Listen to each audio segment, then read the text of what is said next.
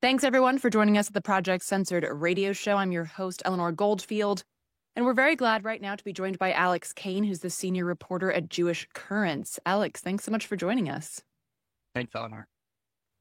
So I wanted to start off, listeners might be familiar with the name of the outlet, if nothing else, because we recently had the editor of Jewish Currents, Ariel Angel, on the show.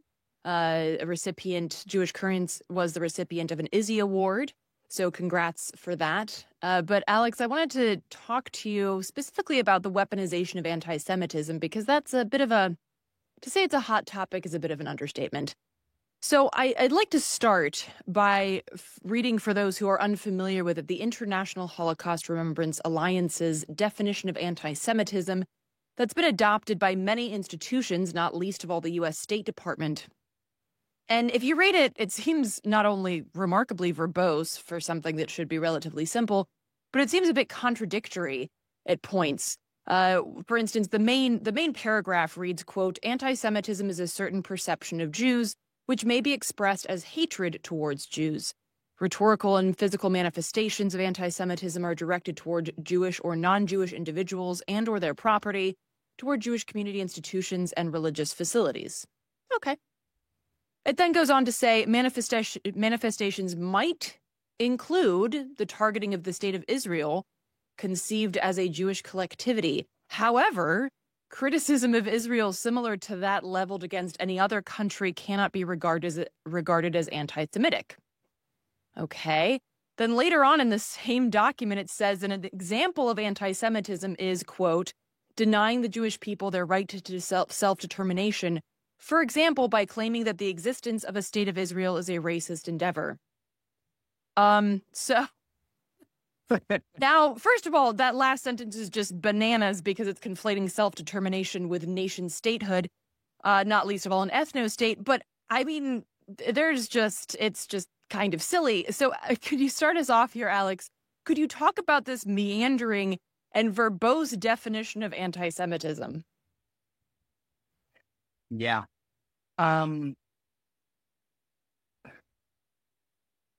Yes, this definition, also commonly known as the IHRA definition of anti-Semitism, has become central to U.S. political debate and the Trump administration's repression of pro-Palestinian speech. Now, it started out in the U.S. context.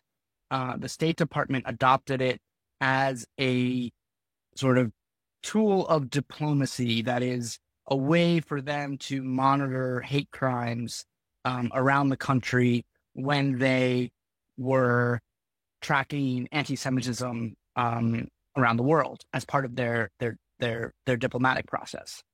And so, in that sense, I mean, there are inherent problems with the definition, as you noted, but the State Department adopting it as a mechanism to monitor what a crime is, an anti-Semitic hate crime in a European country, versus the way that it is being used now, is quite different. And so, so that was the original context in which the United States adopted it. The actual definition goes back to the early 2000s and the genesis of the International Holocaust Remembrance Alliance, which is a sort of coalition of European and other Western countries that banded together to fight anti-Semitism, and of course, as you noted, a lot of that is sort of intertwined with Zionism, which is deeply problematic. But the definition has morphed into data tracking, which is certainly problematic, but not as problematic as what it's become, which is like a legislative tool, a tool that, say, first states around the country in the United States have adopted and inserted into hate crime and education laws. So in Georgia, for instance, last year, they passed IHRA into they passed IHRA as the definition of anti-Semitism, meaning that if you may be prosecuted for an anti-Semitic hate crime under the definition of IHRA. Now, there's various ways in which that could play out, but the fear, of course, and a legitimate fear, given what the Trump administration is doing, is that it could be used to prosecute people for protest activity that includes anti-Zionist speech, given that IRA very deliberately conflates anti-Zionism with anti-Semitism. And the Trump administration right now, they announced earlier this year that they would be using the IRA definition of anti-Semitism as part of their visa screening process. So in consular offices around the country, when they get an application for a visa, they are now going to be monitoring the visa applicants' like social media and background. And if they tweeted, say, Israel's a racist state, the Department of Homeland Security would, and the State Department would have power to say, well, that violates the IRA definition. You cannot enter the United States. So that's definitely like the weaponization of anti-Semitism. And even before this round, even before this administration in 2019, Donald Trump issued an executive order which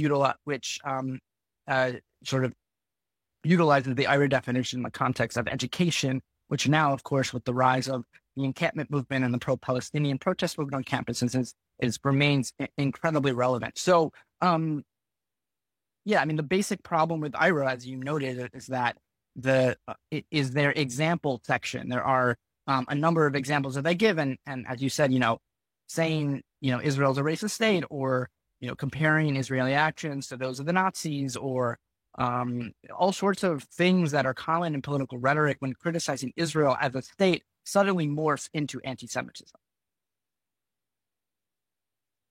Yeah, absolutely. I mean, it's so bizarre. And seemingly so specific too, because no one's saying, at least yet, that you can't you'll be thrown out of the country if you say that the United States is a racist state.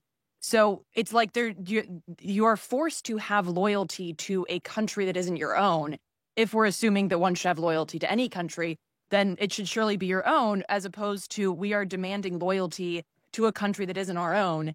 And I was wondering if you could also talk a little bit about, because there has been a history, even before, the recent history, the past few years, of these loyalty pledges, pledging loyalty and basically pledging allegiance to Israel as a necessary step towards certain jobs or certain access to things. Could you talk a little bit about that?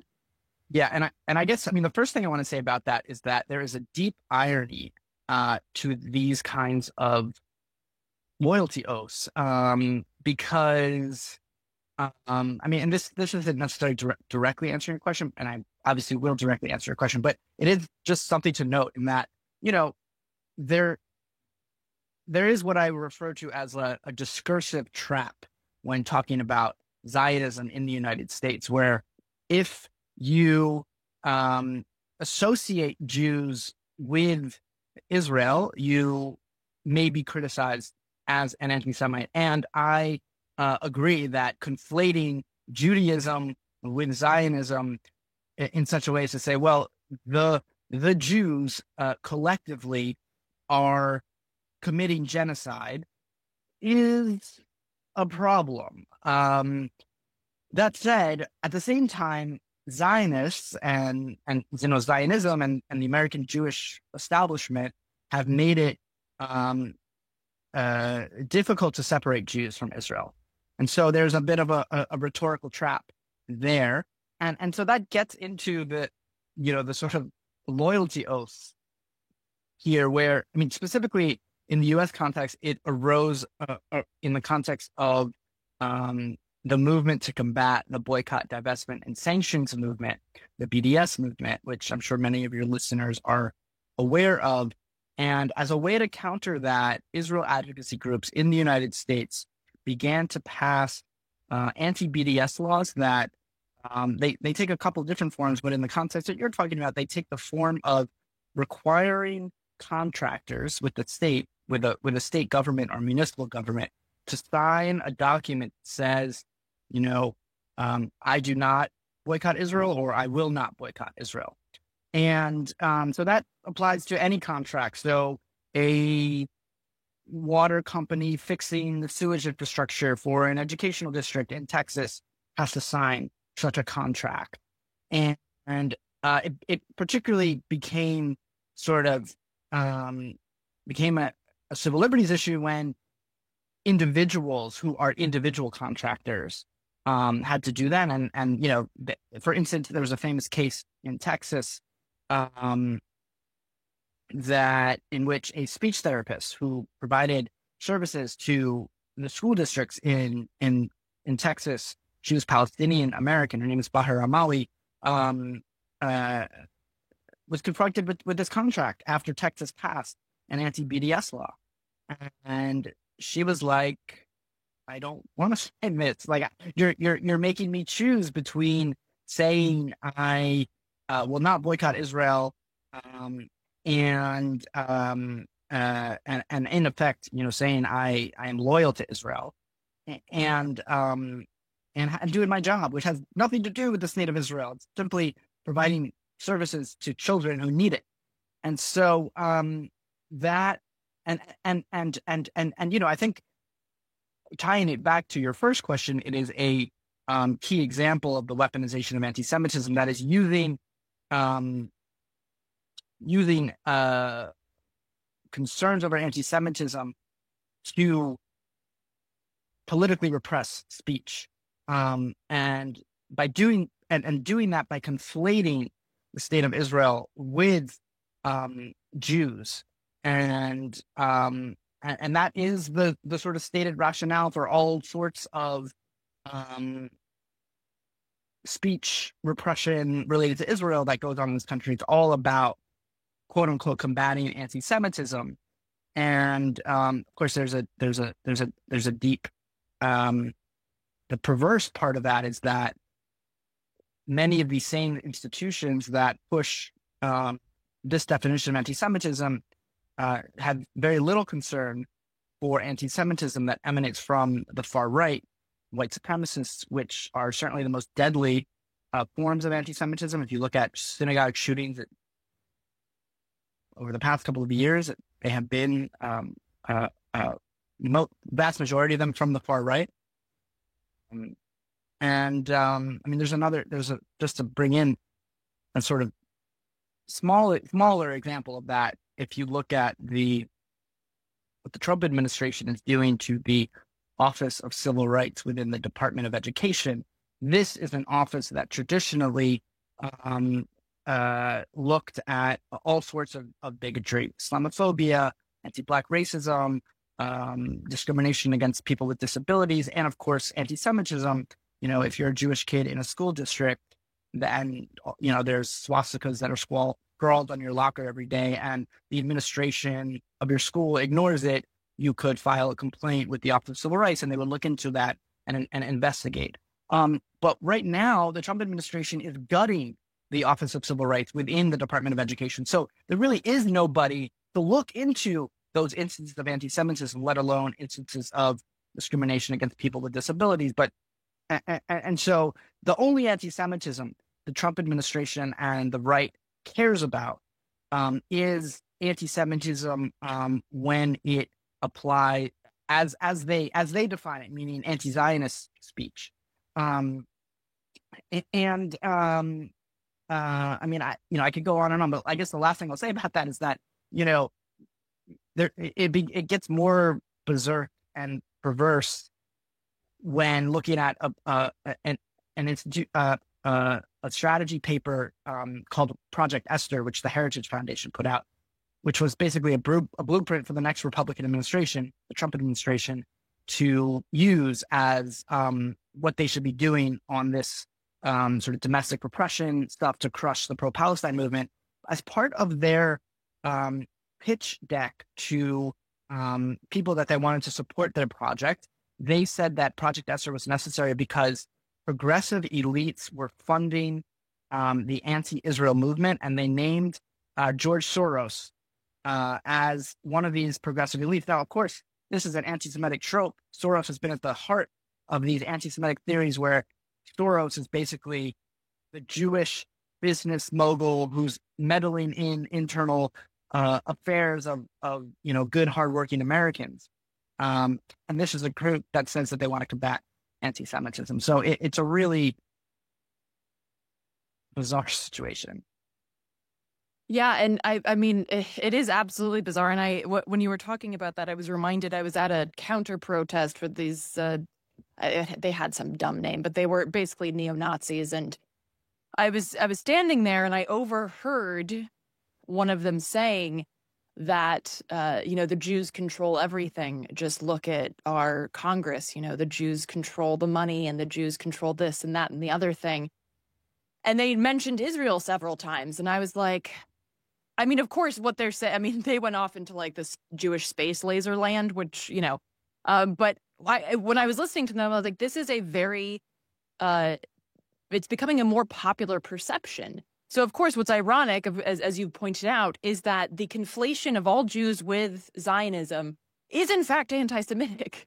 And yet they want that to be something that they do so that under the guise of combating anti-Semitism. So I was wondering if you could talk a little bit about like how that conflation in and of itself is a threat to Jews worldwide, really, in the diaspora. That the longer is the apartheid and genocidal state of Israel is perceived and uplifted as a Jewish ethno-state that speaks for all Jews, the longer and the more prevalent, legitimate anti-Semitism will become. Could you talk a little bit about that? Yeah. And I feel like I should start this with a caveat in that I think that people who carry out anti-Semitic crimes are the first people responsible, and they should be condemned. I mean, maybe that's obvious, but, this topic gets tricky because, at the same time, academic studies have shown again and again that rates of anti-Semitism spike when Israel carries out military operations in Gaza. And so we cannot shirk away from this deeply uncomfortable truth that Israel's genocide in Gaza is increasing anti-Semitism. Legitimate anti-Semitism, right? There's anti-Zionist speech that we should not consider to be anti-Semitic because it firmly is about the state of Israel and its actions and a country's action. But there are also, of course, anti-Semitic crimes that are ostensibly motivated by disgust at Israel's genocide in Gaza. For example, I'm sure this has happened. I'm not necessarily thinking about one particular instance. You put a swastika over a synagogue in graffiti, that's an anti-Semitic crime. If you put a swastika over a graffiti and you write "Free Gaza" below that, I still think that's an anti-Semitic crime. But you're conflating the actions of a Jewish communal institution, a religious space, a sacred space, with the actions of a government. But I wish this wasn't the case, but there's a reason why people get that idea in their head. Israeli Prime Minister Benjamin Netanyahu has repeatedly said he is the leader of all Jews. He's not, right? I mean, there's no global Jewish election to elect the Prime Minister of Israel. The Israeli Jews elected him. He's the leader of Israeli Jews right now. But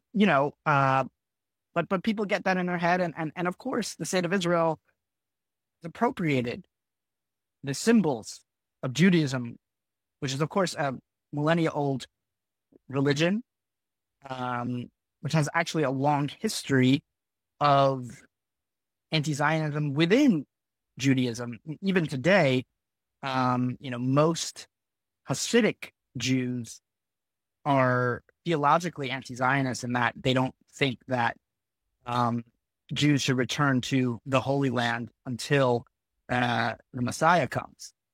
So there's a long tradition of anti-Zionism, not only religious anti-Zionism, but secular anti-Zionism in the United States. But that has really been it hasn't been snuffed out in the sense that there's been a resurgence of Jewish anti-Zionist organizing over the past, 10 to 20 years. But the establishment of the American Jewish community has certainly rallied around Zionism in Israel in a totalizing way, particularly since the 1967 war. And so there is this confusion that exists amongst people. I mean, like often when I'm talking to someone who is not like deeply knowledgeable about this issue, which there are plenty of people who aren't, they're sort of surprised when I say, A, I work for a Jewish magazine, and B, that we oppose Israel's genocide. Like that's like, oh, like I didn't know that. I didn't know that was a thing. Fair enough, given that the dominant representatives of American Jews in the media, in on the board of academic institutions, are for the most part people who think that Israel should exist as an ethnocratic Jewish state. Yeah, and I mean, I don't even work at Jewish Currents, and yet I've pointed out to people that y'all exist and have existed, since the end of World War II, and people are like, oh, I thought all Jewish outlets were Zionist outlets, and I'm like, well, that's problematic. Yeah, I mean, and again, to get to the tricky part, it's like most Jewish outlet,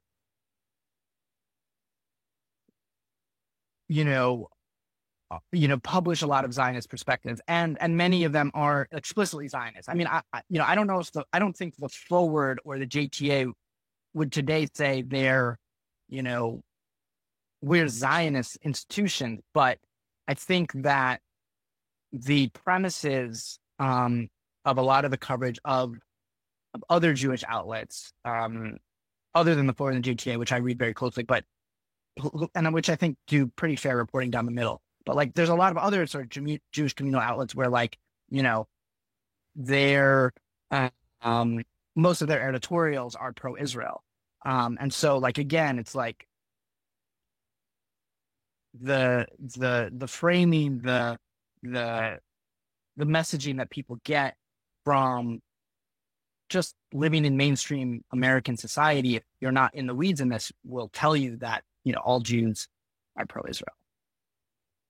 Yeah, and it also speaks to how people have been programmed, as in non-Jews have been programmed by this conflation to feel very uncomfortable to question that. So I've seen a couple of sites, I can't remember what it was called, but one had like it's a Jewish page, and it was talking about like, hey, this is how to talk about Israel. It's a very complicated issue, and and I'm reading it, and I'm like, no. But it's basically, and that becomes the problem too. It's like these websites or these outlets are saying, hey, now we are Jews speaking for Jews here, so let me tell you how the Jewish perspective is, as if Jews, like any group, like any cultural group, are a monolith. And so that's also problematic, because then you have people that are afraid, oh, I don't want to be called anti-Semitic. I don't want to. So I guess I'll have to, at very best, I'll have to say it's complicated. I don't really want to get involved in this conversation. Yeah. It's a big problem, and I think it's made all the more worse by the fact that there's like a sophisticated infrastructure that, sort of exploits that legitimate fear of saying something anti-Semitic or thinking something anti-Semitic. Like there's an infrastructure that exists, talking about websites like Canary Mission or Beitar, or all sorts of sort of hard right Israel advocacy groups that like label and trying to blacklist people who speak out for Palestinian rights by calling them anti-Semites as a way to make them unemployable. And so people do have legitimate fear about that. They're not taught the nuances of it. They're not taught how to talk about it, right? And I mean, I'm sure there's a lot more arguably pressing problems in the American educational system, but I mean, absolutely, given how central Israel is in American politics, like we should have sort of basic nuanced, discussions around how to talk about this stuff within, high schools. I don't think for the most part that's happening today. in part because people are legitimately scared, and when teachers do try to bring alternative perspectives in, they frequently get attacked, in the media and by organized groups that try to target people who speak out. Yeah, absolutely. And I think another point, just you speaking about education, like how important it is to contextualize Zionism just as a movement. It's like a blip in like almost a 6,000-year history. We're talking about something that first came to the fore in like the late 1800s. And so it's like the idea that this equals Jewishness is to basically like say that the iPhone equals, the last, 500 years of human innovation. It's like, no. That is a completely skewed and purposefully twisted perspective on what Zionism is. And I wanted to wrap up here with this, using a quote as kind of a question here. James Baldwin once wrote that, I imagine one of the reasons people cling to their hate so stubbornly is because they sense once hate is gone, they will be forced to deal with pain. And I think that one of the things that, to put it in a kindergarten sense, hurt people. But I was wondering, with the time we have left here, a few minutes, can you talk a little bit about how like Jewish pain and trauma, generational trauma, have been weaponized in this kind of skewing and twisting of the definition of anti-Semitism? Yeah. Yeah, I mean, obviously the Holocaust, the Shoah, is central to the story, but also before that, given the hundreds of years of persecution of Jews in Europe and the ways in which those stories are, passed down from generation to generation, as central to the Jewish experience. And it is, of course, central, unfortunately, to the Jewish experience. I mean, when I think about my Jewish identity, it's very much tied up in how my great-grandparents came to this country at the turn of the century, fleeing anti-Semitic persecution and pogroms in Russia. And I think that's even more acute with people whose grandparents survived the Holocaust. There's a deep trauma and desire for safety and security amongst the Jews who have been hunted and killed for their religious and ethnic identity. But, there are any group that has suffered such deprivations, there are choices in how you respond to that.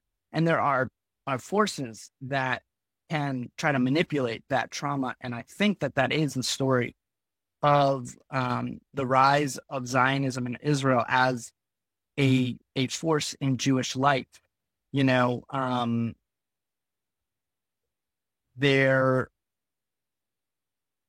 I think that, like any people, and Jewish people deserve safety and security wherever they live, and that includes today in Israel. But the way in which the Israeli government and the Zionist movement as a whole has exploited that is by viewing people that live in Palestine, Palestinian Arabs, Christians, some of whom were Christians and most of whom were Muslims, as people that needed to be expelled and displaced and killed if they don't go away. And so that is the fundamental issue with Zionism. Not, of course, the desire for safety and security for Jews, but the result that has, the results of that movement, in which, as a result of that, the Zionist militias before the State of Israel and after the State of Israel have continually, confiscated Palestinian land, displaced Palestinians from their homes, demolished their homes, arrested their children, and right now in Gaza, of course, committed a genocide. And that's just not the answer that I want. And I think that's obviously not the answer that a growing segment of Jews want. Unfortunately, I don't think that Jews in opposition to what the state of Israel is doing are the majority in the community, in large part because of this trauma and this pain. That is the wellspring which like grassroots support for Zionism. Like, it isn't just top down. It isn't just manufactured by institutions that don't represent Jews. Like, there is a dynamic in which for legitimate historical reasons, Jews have come to support Israel. They just can't face what Israel has become, and what Zionism has always been. And so that is part of the job of Jewish magazines like Jewish Currents to continually publish perspectives that are trying to tell the truth about what's going on in Israel-Palestine. And also, I think, remind Jews that there is a safe place for you outside of Zionism, and that, in fact, there is no safety to be found on the other side of genocide. There is no security. There is no healing of the trauma that can be found on the eradication or attempted eradication of an entire people. So I think that in that sense, Jewish Currents is vital, because it is lonely in the world of Jewish media that has the Zionist Jewish media tends to be loudest. I do want to just point out to people that there are more Christian Zionists in the United States than there are Jews worldwide. So there are roughly 30 million Christian Zionists in the United States, and there are roughly 16 million Jews worldwide. This is not to excuse Jewish Zionism. It is to contextualize it, as Zionism is a pan-religious movement that has found followers and opposers in the Jewish community for quite some time. So, Alex, thank you so much for taking the time to sit down with us and talk about this really remarkably controversial issue, and where would be the best place for folks to follow the work that you do? Thank you so much, Eleanor, for the conversation. Best place to follow my work is jewishcurrents.org. You should subscribe to our magazine. If you like print magazines, you should get on our mailing list. If you like our web content, you can keep up with all of my articles there. And also, I'm on Twitter. I'm on Blue Sky. You can find my email on my Twitter. My email is alex@jewishcurrents.org. Always like to hear from readers and listeners. So you can keep up that way. Great. Thank you so much, Alex. Appreciate it. Thanks.